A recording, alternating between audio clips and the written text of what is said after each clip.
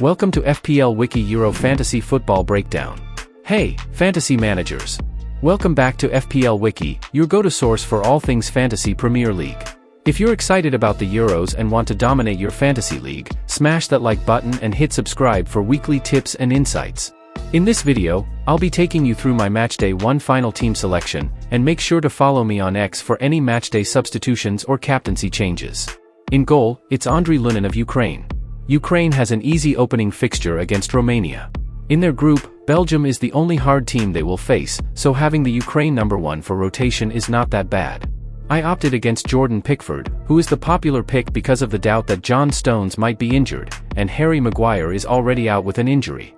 So, England will have to line up with a back four who have not played a single game together, and they have not been in great form of late.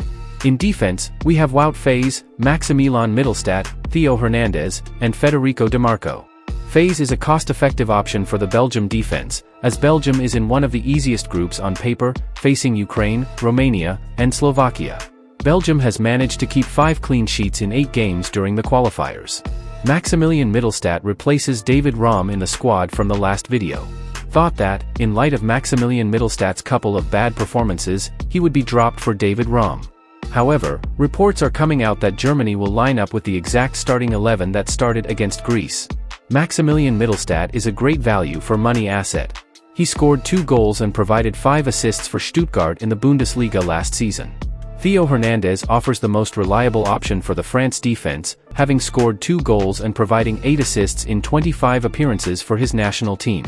With his brother injured and ruled out for the tournament, he faces less competition for his place in the starting lineup. Federico Di Marco is set to play as a left wing-back for Italy. The Italian has 5 goals and 6 assists in 30 starts for Inter in Serie A last season. Italy face Albania in Matchday 1, FIFA's second lowest ranking team in the tournament. In midfield, it's Kevin De Bruyne, Ilkay Gundogan, and Jorginho. De Bruyne enjoyed a strong end to the season with 10 goals and 4 assists in his last 17 Premier League matches. With Romelu Lukaku being the top scorer in the qualifiers with 14 goals in just 8 games, De Bruyne will be paired with a great partner. With just a $5 million price tag, Jorginho is a cheap asset with penalty duties and a guaranteed starting place. With extra funds available after the sale of David Raum, I have decided to upgrade Rodri to Ilkay Gundogan. I am having trouble deciding between Ilkay Gundogan or Florian Wirtz, but currently Gundogan comes into the team as a result of his penalty duty. The front three is Kai Havertz, Harry Kane, and Kylian Mbappe. The German coach has confirmed that Kai is going to be the starting striker for Germany. The German has finished the Premier League in style with 9 goals and 9 assists in his last 16 outings. Kylian Mbappe has scored 9 goals in 8 games during France's qualifiers, and he was the top scorer of the 2022 World Cup with 8 goals. The new Real Madrid forward scored 27 goals and 7 assists in his last season for PSG. Harry Kane finishes off the starting lineup. The England captain is the European Golden Shoe winner with 36 Bundesliga goals, and he has scored 12 goals and 3 assists in 22 outings at a major tournament for England. With manual substitutions allowed in this format, the bench is filled with players who feature later on in the matchday so they can be brought on for underperforming players. Diogo Costa is the Portugal number 1 goalkeeper. Portugal has kept 9 clean sheets from 10 games in the qualifiers, so I doubled down on the Portugal defense and brought on Diogo Dalot as well. Portugal is also the top scoring team in qualifiers with 36 goals in only 10 matches. Bruno Fernandes was the main part of that offense.